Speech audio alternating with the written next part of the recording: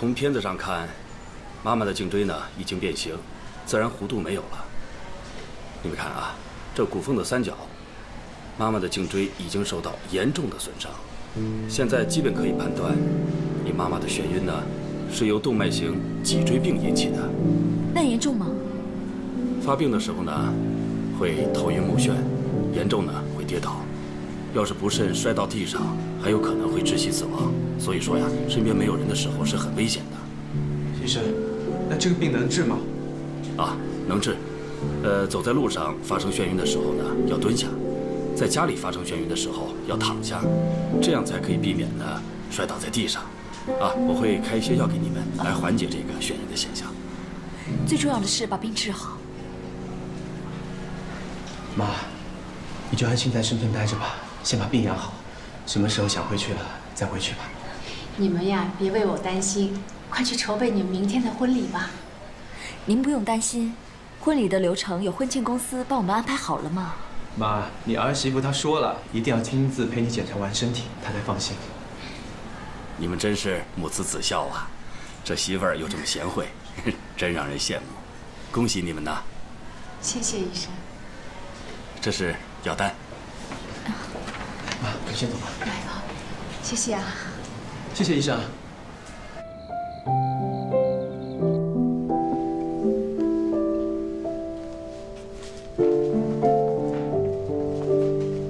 妈，这是易曼特地给你准备的衣服，你明天啊打扮得漂漂亮亮的去参加我们的婚礼。真漂亮。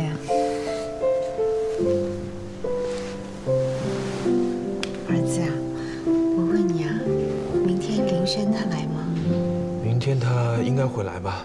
哦，对了，你这次来他还不知道呢，所以没来看你。明天见了他，我想把手镯要回来给一曼。那手镯是传给赵家的儿媳妇的。妈，这样不太好吧？有什么不好的？我去要就是了。你们在聊什么啊？没什么。哎呀，你看我老糊涂了，把最重要的事情给忘记了。什么事啊？我们老家的习俗啊，是大婚的头一天晚上，新人是不能见面的。妈，你别不信啊，那样是不吉利的。儿子啊，你今天晚上就出去将就一晚上啊。妈，这都什么年代了，你怎么还那么迷信？我觉得我们还是要尊重妈的意见。这大晚上的，你让我出去啊？难道我出去啊？好吧，好吧，那我出去吧。你明天记得起床。知道了，我去收拾下东西就出发了。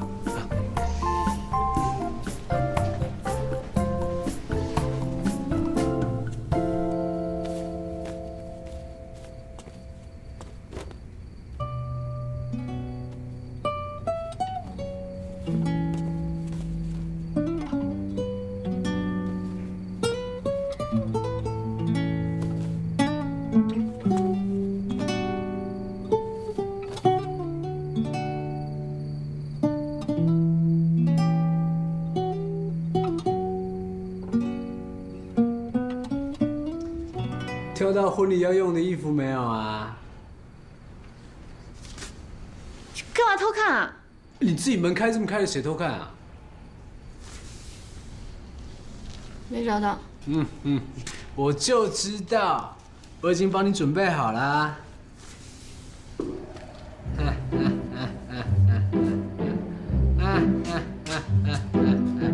从哪里找到的？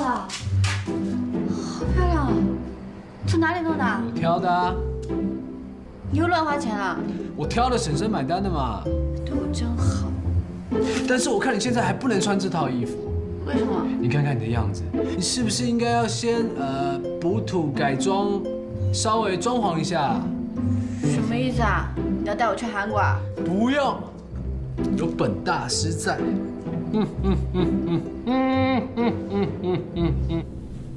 啊！再转一个。星星，你好美哦！来，星星啊，姐姐明天就要出嫁了，你来当姐姐的花童好吗？那你也要答应我，如果姐姐明天很漂亮的话，你要亲口告诉我哦。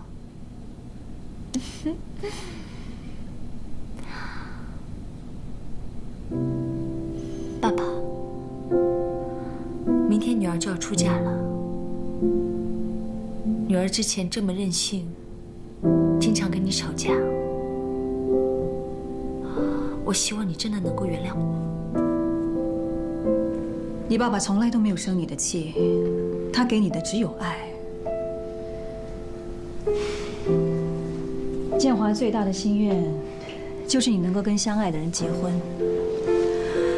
平平淡淡的过一辈子。如今你真的要结婚了，我相信你爸爸一定很替你高兴。不过，你真的爱赵熙吗？我当然爱他。他除了长得像陆刚，其他什么都跟他不一样。我非常确定我爱的是他。如果你想问的是这个，如果你跟赵熙是真心相爱的，那就答应你爸爸，不要再继续经营红酒的事业，跟赵熙过着单纯又富裕的生活。我真的不明白，为什么到了今天你还会对我提出这样的要求？我可以很明确地告诉你，盛美家和碧翠的较劲是不会停止的。我不会这么轻易放弃我爸爸的一切。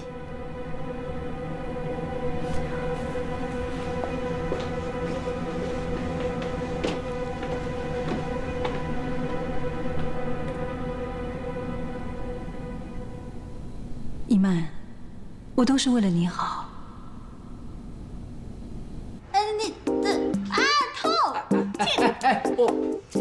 谁叫你睫毛短嘛？好痛！行了，差不多得了。来，过来我看看。Oh my god！ 干嘛？你眉毛一边高一边低耶？真的假的？哎，你是不是故意的？哎，人有失蹄，马有失足嘛。都好啦，差不多得了。拜托，我第一次就给你了。说什么？什么第一次给了我？你别乱说了，我告诉你啊！我第一次帮人家化妆给你了嘛。讲清楚好不好？好啊，不研究了啦。来，过来。女人太麻烦了。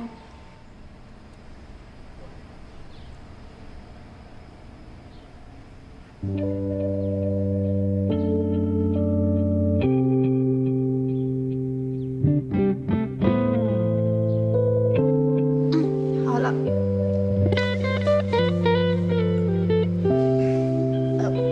我去换衣服了。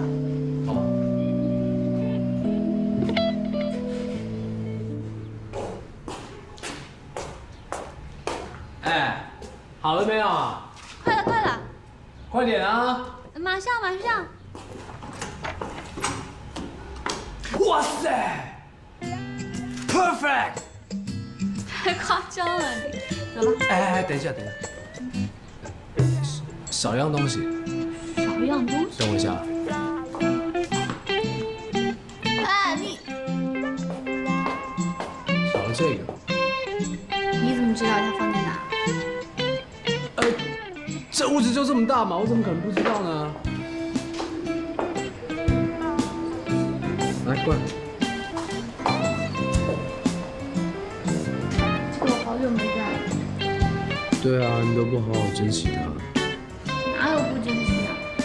这好歹也是你送我的礼物好吗？之前在海边差点被鱼扔掉，也是承载很多回忆。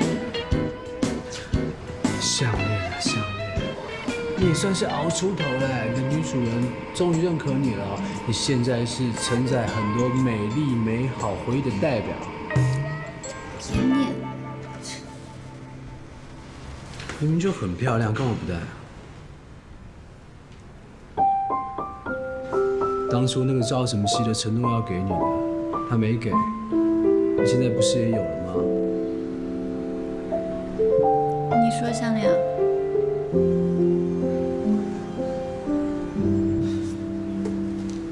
对啊，我说的是项链，以后就戴着吧。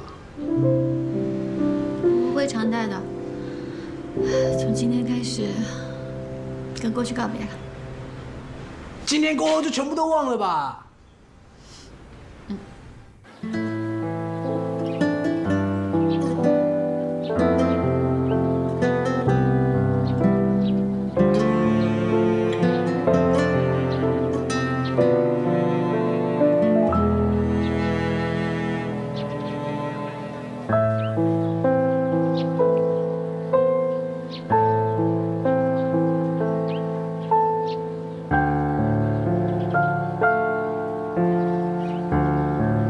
从今天开始，赵熙就是别人的丈夫了，他再也不是你的赵熙了。今天最后一次想他，最后一次念他。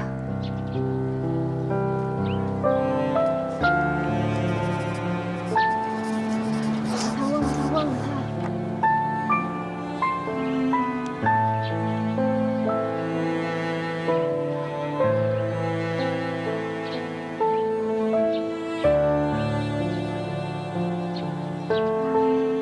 想不到今天还有跟我一样失落的人。开玩笑。这沈总啊，可是个大美女啊，今天一定更加漂亮。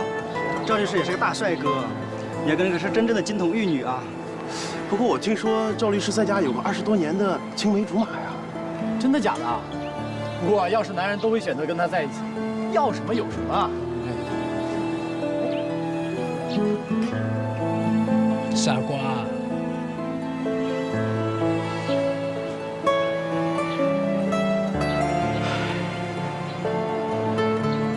你应该表现得开心一点嘛，再怎么样都要装一个样子啊！你知不知道现在有多少双眼睛在盯着你看？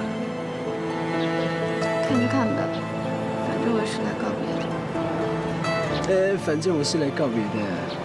干嘛啊？别人在看你。你看就看吧，反正我是来告别的。这很烦呢你。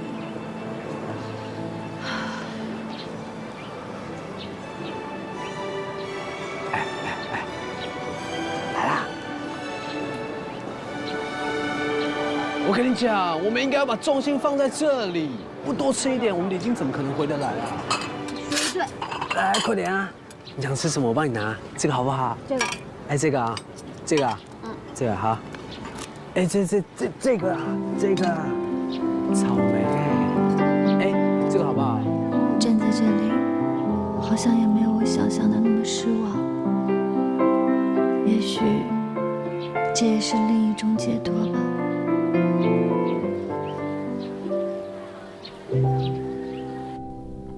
看姐姐，漂不漂亮？不好了，不好了，新郎不见了！什么？赵熙不见了？怎么会不见呢？司仪说婚礼就要开始了，可是怎么样都联系不到赵律师，手机也联系不上。但是他一直明明都在的，怎么会不见呢？是啊，我们一起来的，会不会太紧张了？在卫生间呀？地方都找过了，洗手间也不见他，新郎不见了。别担心，我给他打个电话。那你快打。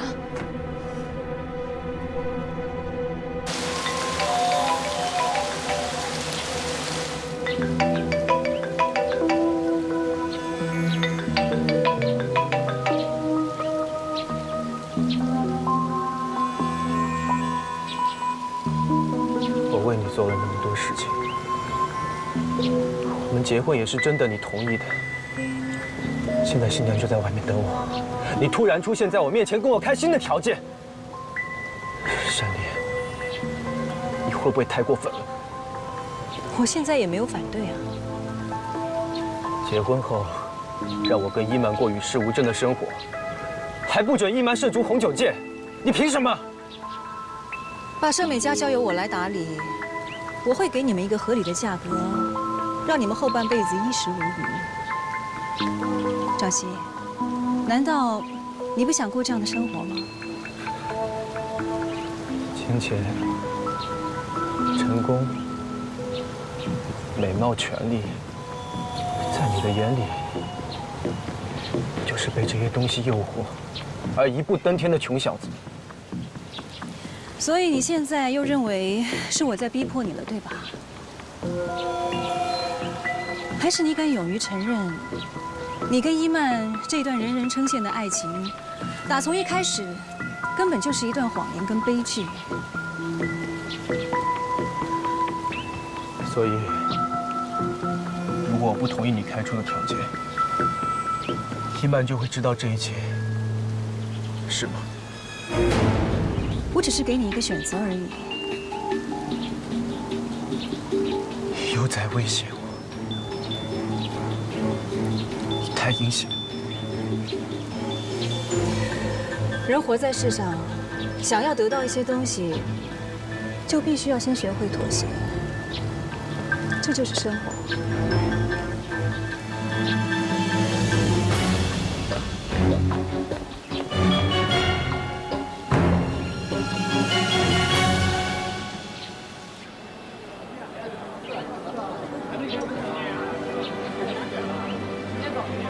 哎，对啊，都几点了还不开始啊？快点开始啊！哎，本来就是啊。嗯。哦。我不要。不要。快点啊！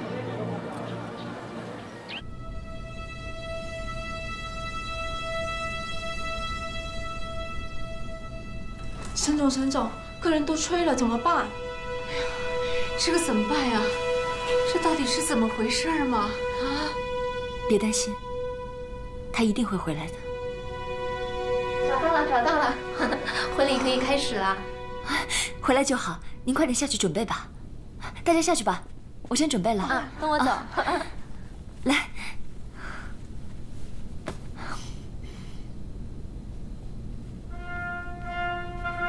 尊敬的各位来宾，女士们、先生们，大家好！很高兴在这样一个如此温馨、浪漫、美好的日子里，我们将迎来一对有情人赵熙先生和沈一曼小姐的婚礼庆典。首先对各位的到来表示热情的欢迎和衷心的感谢。来吧，朋友们，接下来就让我们一起用热烈的掌声，有请两位新人、新郎和新娘的入场吧。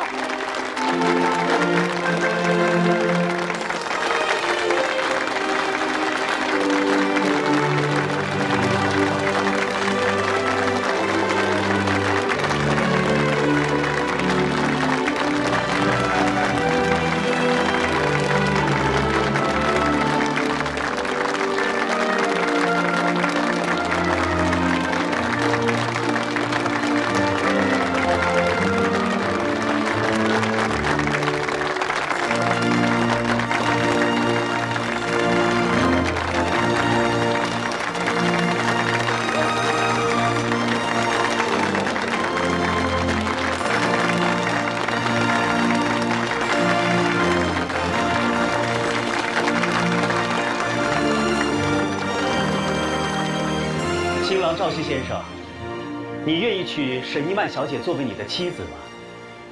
在未来的日子里，无论是健康疾病、贫穷还是富有，都相亲相爱，不离不弃，永远的呵护她、信任她、忠诚于她。你愿意吗？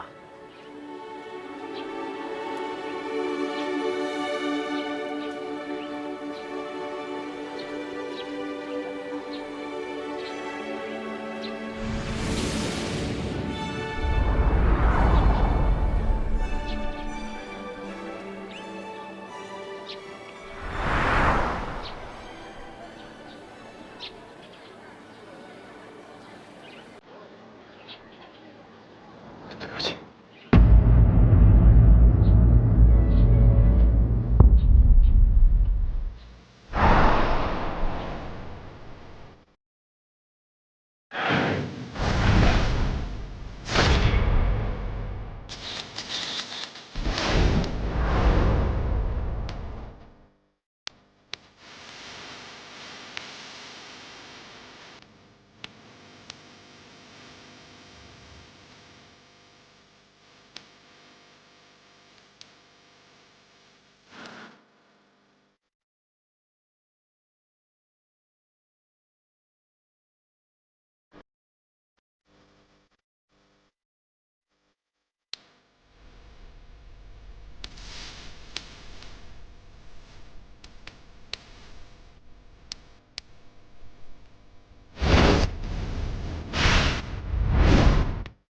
什么约法三章啊？第一，沈一曼爱赵熙，赵熙爱沈一曼；第二，赵熙要听沈一曼的；第三，如果有意见分歧，参照第二条。你确定要跟我这样约法三章吗？你这样不会很吃亏吗？不会啊，因为我是真爱。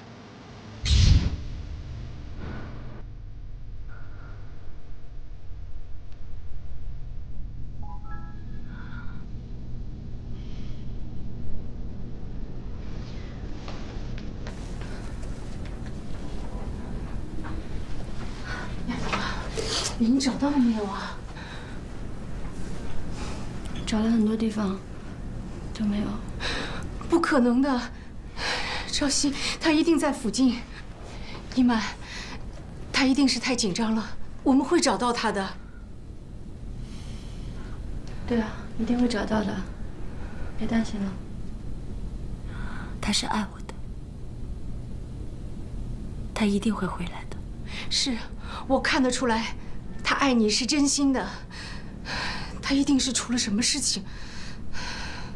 珊珊，现在外面一片混乱，司仪一直问我现在应该怎么办。婚礼取消吧？谁说要取消婚礼了？我要等他回来。一曼，赵熙他已经走了，从自己的婚礼上逃跑了，你这样等下去又有什么意义呢？你只会成为外头宾客的笑柄。你的婚礼。 明天就会登上媒体的头版头条，你知道吗？他一定会回来的，因为我知道他爱我。他如果真的爱你，他不会这个时候丢下你不管的。赵熙他根本就是一个不负责任又没有担当的男人。我不允许你这样说我的儿子。你的儿子，你给我闭嘴！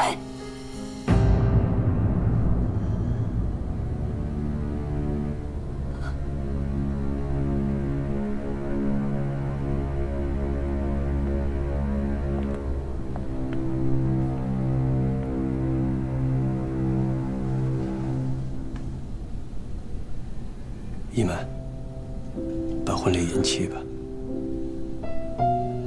这是个比较明智的选择。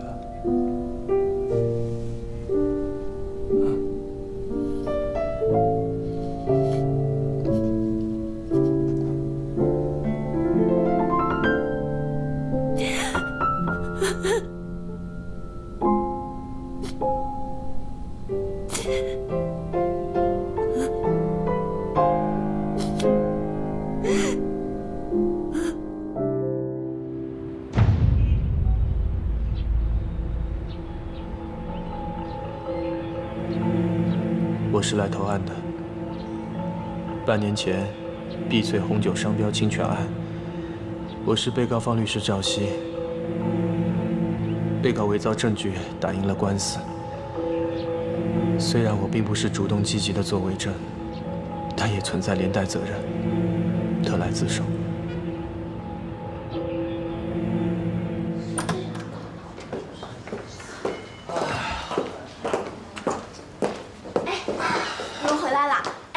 快说说，后来怎么样了？有没有找到赵熙？你们说赵熙他为什么要逃跑呀？我觉得吧，明天这件事情一定是娱乐版的头条。你不八卦会死啊！我问问怎么了呀？哎，旺旺，福尔摩斯，哎，要不你推理推理，你说赵熙他为什么会临阵脱逃呀？根据我专业的推理与分析，我认为这就是一场阴谋。 你还是推理分析一下赵熙现在能去哪？哎呀，我认为吧，赵熙他根本就没有爱上过沈一曼。他之所以处心积虑地追求沈一曼，为的就是今天可以在婚礼现场逃跑。他有病啊！他干嘛要那么做？动机嘛，动机就是因为你。 因为赵熙他还爱着你，所以他要不顾一切的报复沈一曼。我觉得吧，你觉得，你瞎啊？你没看到他怎么对林轩的吗？你这么说完全没有道理嘛，没有逻辑 ，logic，OK？ 哇塞，旺旺，这个剧情我觉得都可以写一本小说了。哎，林轩，有没有是你们两个共同的秘密地方？或者是说他去的那个地方只有你可以找到啊？共同的地方。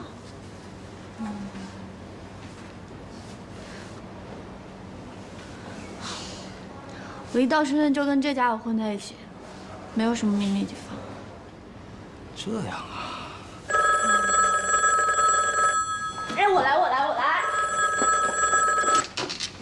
喂，你好，这里是碧翠红酒馆。是警察，要找单总。快问问他什么事儿。啊，不好意思，我们单总不在啊，请问有什么可以帮您？哦，单总，刚才警察局来电话，说是要调查红酒商标侵权案，要请您去一趟警察局。单总，我想问您一下，您是不是觉得赵熙逃跑是因为他认为沈一曼还在爱着陆刚呢？你们不用找赵熙了，我知道他人在哪里。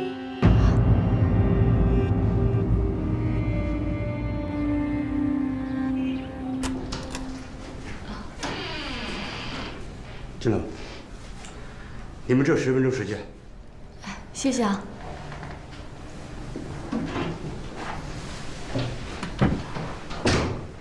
没事吧？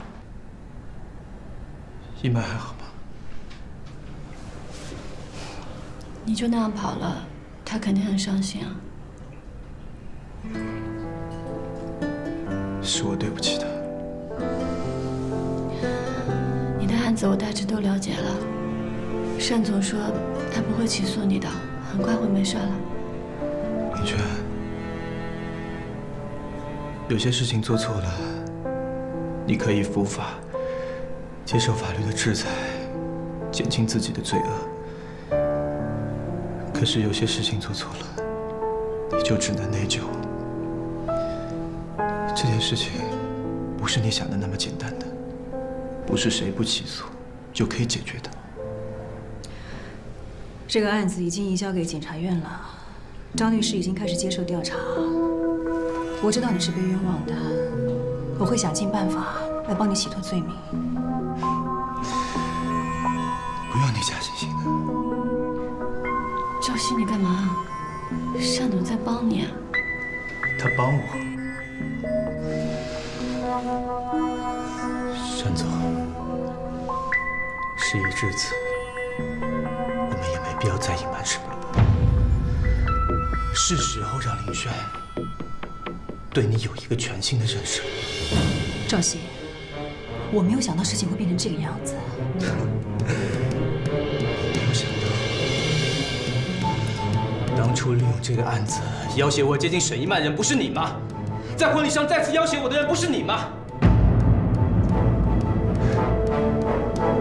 这个结果当然不是你想看到的，因为我再也不想生活在你的要挟之中。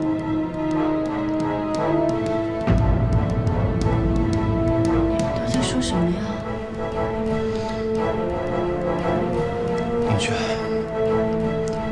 你睁大眼睛看清楚这个人吧。当初就是他逼我接近一曼，也是他让我们如此痛苦的分开。还是他，我才变成今天这样的下场。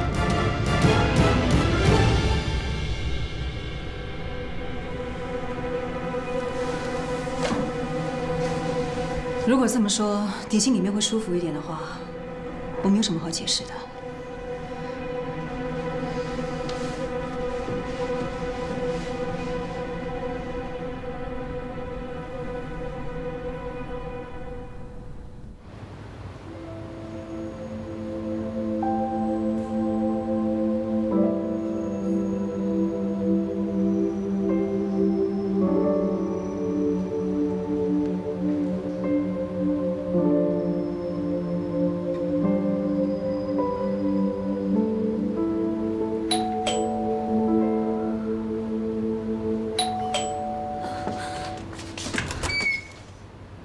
有消息吗？我找到他了，他在哪里？他在公安局。他出什么事了？你先别着急，他是自首去的，在半年前关于碧翠红酒的商标侵权案中，他做过伪证。什么？我要去见他。先等一等，因为这件事情跟碧翠有关系，我建议你。我要去见他。好，我陪你去。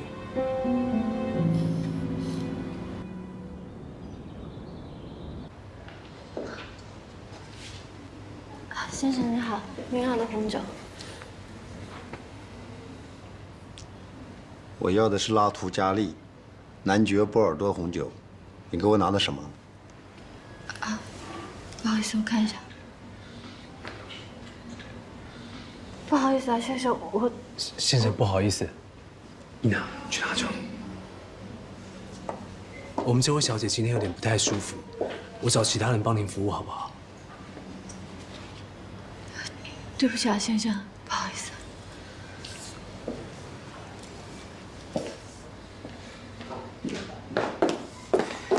你是怎么了？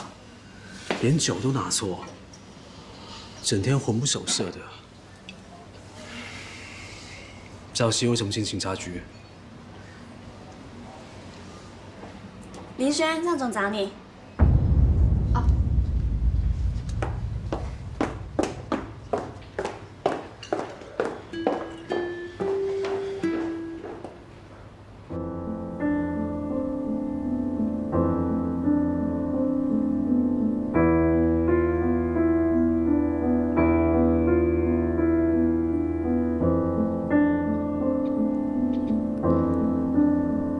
单总，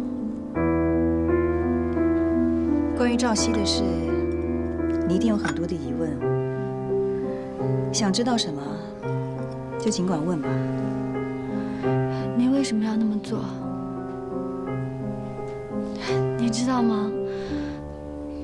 我一直觉得你是我的人生导师，我崇拜你，仰望你。为什么现在事情会变成这样？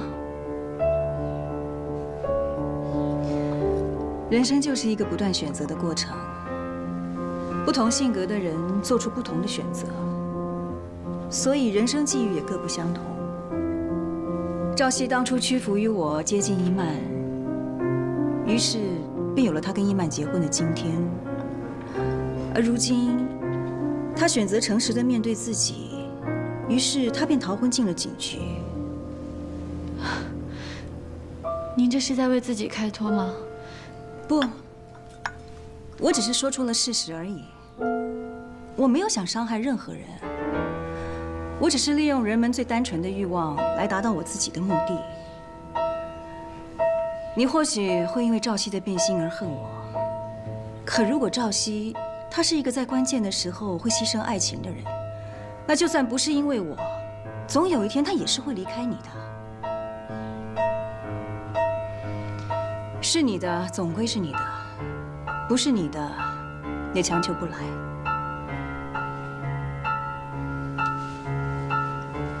但是当初我们掌握赵熙的证据，可以证明他做了伪证。现在我交给你。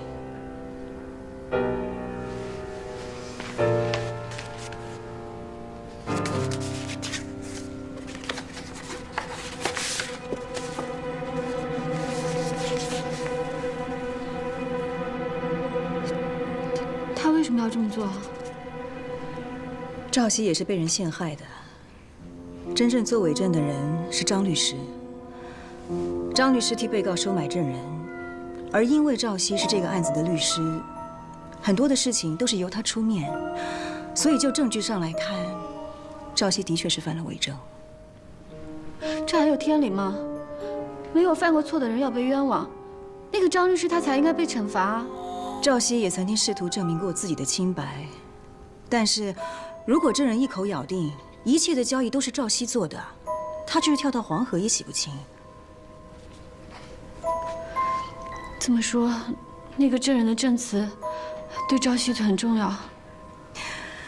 如果他能够证明赵熙的清白，那不等于间接承认他自己做了伪证？他怎么可能会愿意为了救赵熙而牺牲自己呢？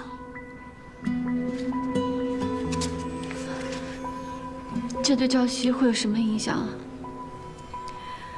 吊销律师资格，而严重的话，很可能会被判刑。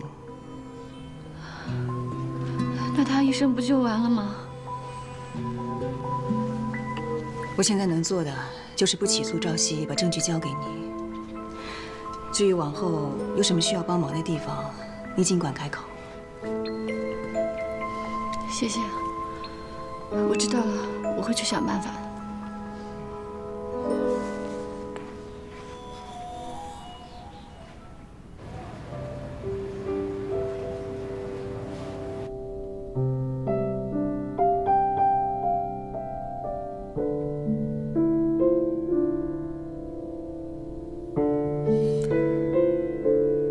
你不觉得应该跟我说些什么吗？对不起，对于我所做的一切，我只能说声对不起。对不起。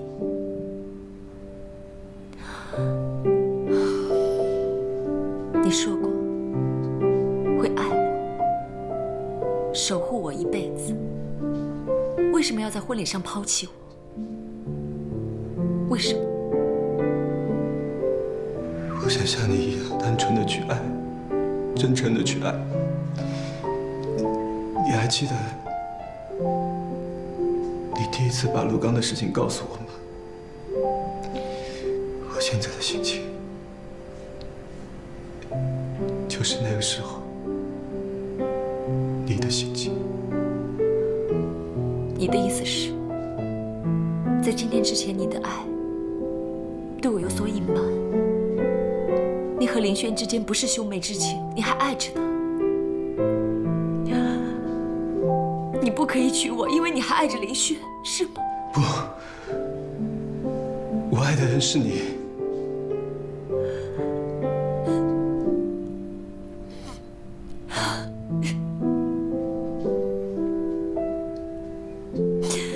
只要你还爱着我，我一切都能原谅你。当初你把我带到陆刚的画室，告诉我你们的过去，并请我原谅你。我虽然很难过，但也为你的坦诚而感动。其实那个时候，我就已经想把一切都告诉你了。我知道，我今天犯了很大的错误，我不敢奢求你的原谅。但是，请你答应我，知道真相以后，你一定不要伤害你自己。究竟发生了什么事情？你告诉我。当初我接近你，是怀有目的的。什么目的？是山里让我接近你的。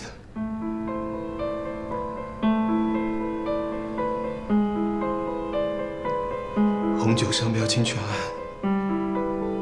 我无意中做了伪证。他握着这个把柄，威胁我接近你，向他提供你的情报。后来我才知道，他之所以利用我，就是因为我长得像陆刚。我原本以为，在你的心里，我不过是陆刚的替代品，但是你却把你跟陆刚的秘密坦诚地告诉我了。你跟我说，你爱的是我，不是陆刚。从那个时候开始，我都不知道该怎么办了。越接近你，越爱你的善良、单纯，让我无时无刻不备受煎熬。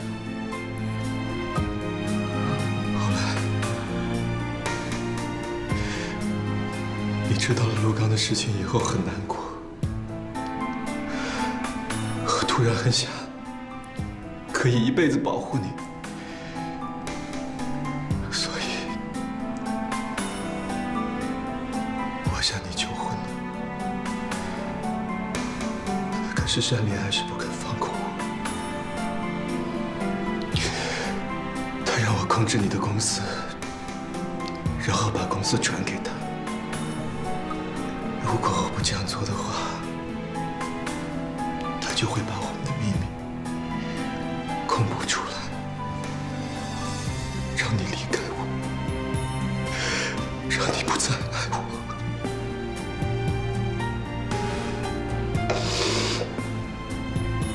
我知道这一天迟早都要来的。与其让我受劳于他人，